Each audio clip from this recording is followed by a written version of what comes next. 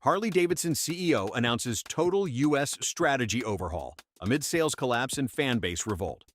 Harley Davidson's CEO just dropped a bombshell so massive it might shake the entire motorcycle world.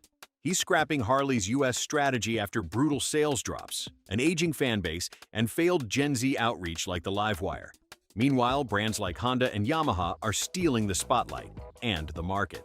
Harley Davidson really thought they were making a power move when they handed over the keys to Jochen Zeitz, a guy whose biggest claim to fame was making Puma sneakers cool in the early 2000s. Now, here we are in 2025, watching the American icon bleed out in slow motion, while this so-called CEO drops an internal memo like it's some genius revelation. June 20th, 2025. That was the day this German strategist told the world Harley's US game plan was about to be completely reevaluated, which means everything's crashing, and they have no idea what to do. Let's be real, Zeitz didn't drop a bombshell. He dropped a cinder block on Harley's head. The memo blamed the chaos on three things: collapsing domestic sales, an aging fan base, and rising competition. You don't say, Jochen. You needed an entire memo to state the obvious? And what came next was even better. Harley's Q1 2025 earnings report hit like a slap, a brutal 19% drop in North American sales. Let that sink in. That's the steepest fall they've seen since the 2008 financial crisis. We're talking financial meltdown levels here. And guess what happened right after Zeitz's oh-so-visionary announcement? Harley's stock price nosedived 8.3% overnight. It went from $34.50 to $31.64 in a single drop. That's not a dip. That's a free fall. Investors freaked out, dealerships started sweating, and the only thing holding together the Harley community was the collective outrage brewing online. Zeitz tried to play damage control and said Harley must evolve to survive. Really? And evolving means what? Becoming a half-baked Euro luxury brand with identity issues? He didn't evolve the brand. He Frankensteined it. Social media? It had a field day. Not My Harley was trending faster than Harley's bikes can hit 60. Fans were calling this new direction a straight-up death wish on two wheels. And honestly, they weren't wrong. People weren't angry because Harley changed. They were angry because Harley was being gutted and paraded around like a fashion accessory. Zeitz turned an engine of rebellion into a press release. Now let's talk about the man himself. Jochen Zeitz, the sneaker guy. The corporate executive with a background in branding and zero understanding of biker culture. Why in the world would you put a Puma executive in charge of Harley Davidson? That's like asking a vegan chef to run a Texas BBQ joint. The man's biggest credential is making running shoes trendier, and suddenly he's steering a 120-year-old motorcycle dynasty? This isn't leadership. This is cosplay. And just when you thought it couldn't get worse, Jochen introduces the infamous Hardwire 2.0. That's not a strategic plan. That's what you call a bad Wi-Fi connection. He wants to pivot Harley into EV development, sustainable branding, and, wait for it, diversified mobility. Yes, because when bikers roll up to Sturgis, what they really want is a quiet electric ride and a lecture about carbon footprints. Harley riders don't dream of sustainability. They dream of thunderous engines, chrome, and wind in their face, not battery range and Bluetooth updates. Meanwhile, this man walked off with an $18 million compensation package in 2023. Let that sting for a second. Harley closed 6 U.S. dealerships, laid off 210 American workers, and pulled marketing from rural areas. But the sneaker whisperer still pocketed enough money to buy a fleet of overpriced LiveWires. The math doesn't add up. The ethics don't either. And who can forget that investor call in 2024? Zeitz had the nerve to describe Harley as a mobility company. You could hear collective eye rolls across the country. What is this? Uber on 2 wheels? Headlines roasted him on site. Harley's CEO thinks it's a scooter brand now. And honestly, that's the only time he's ever been accurately quoted. The man is so out of touch he makes a flip phone look modern. This is the same guy who tried to turn Harley's soul into a marketing gimmick and thought the audience would clap. Newsflash, nobody's clapping. Let's move on to what really matters. Numbers. The actual data that proves how bad this all is. Harley's global sales went from 194,000 units in 2019 to just 168,000 in 2024. That's a cliff dive. And the slope got steeper right after Zeitz took over. North America, the home turf, saw a 25% loss in volume. That's not a small dip. That's a full-on brand hemorrhage. And here comes the knockout. Honda. Yes, Honda is straight up body slamming Harley in their own backyard. In 2025 alone, Honda outsold Harley by 36% in the US. Not globally, not in Asia, in America, the same land where Harley was supposed to be king.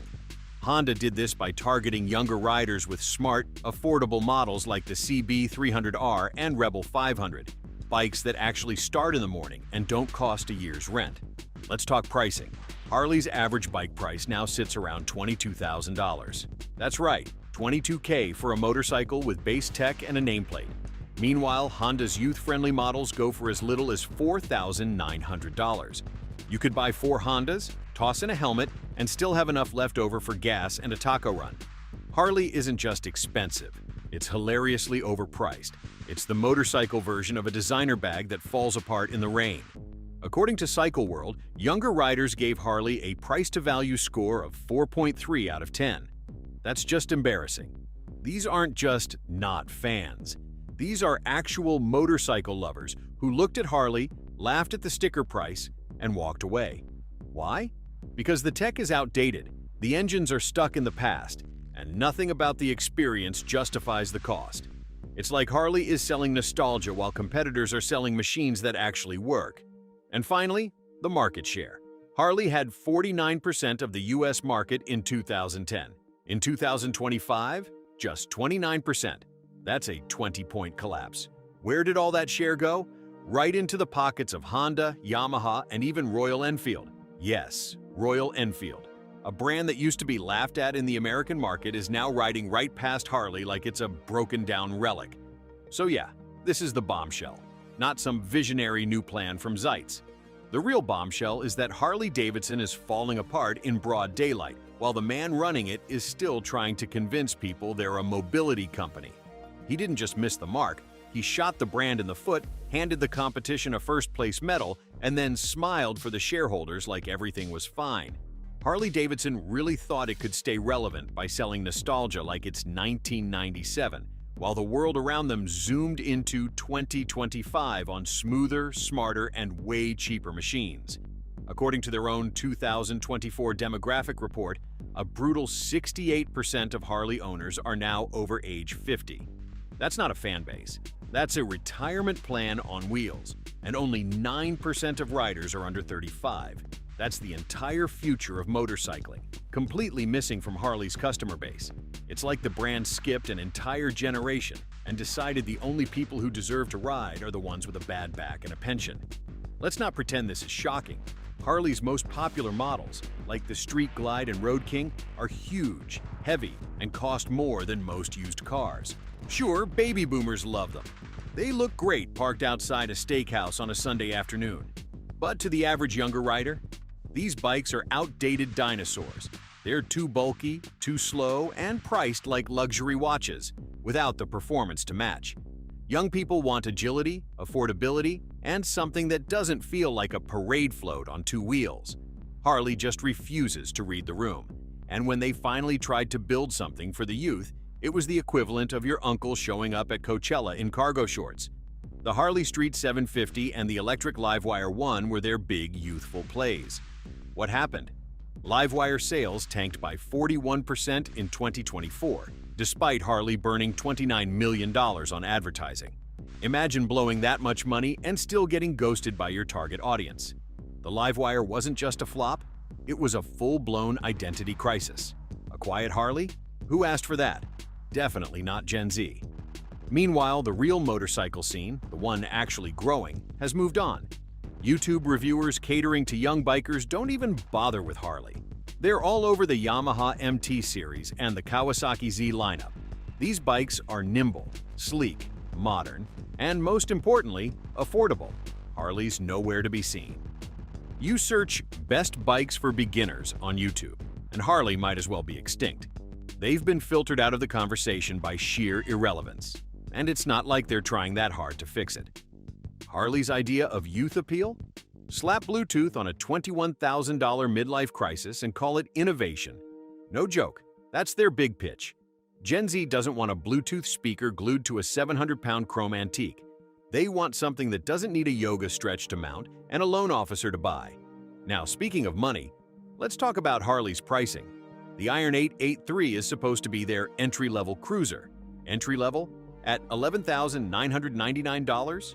For that kind of money, you'd expect basic modern features. Ride modes, traction control, a TFT display, the kind of things bikes have had since 2015. But nope. The Iron 883 gives you the bare minimum. You're basically paying $12,000 for a logo and a loud pipe. Meanwhile, bikes half the price come loaded with features Harley doesn't even bother with.